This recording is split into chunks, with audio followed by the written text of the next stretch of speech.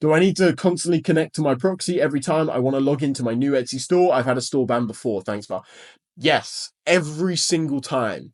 So let me explain to you, so with Etsy, the reason why you use a proxy is because Etsy and every single website on the entire world tracks your IP, and it also tracks your MAC address as well.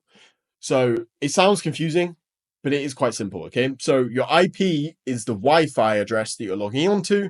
It's a special, I don't even know how many, it's a special number sequence. Essentially, that is unique to your Wi-Fi. So you want to basically not use that ever again, and you want to only use one proxy.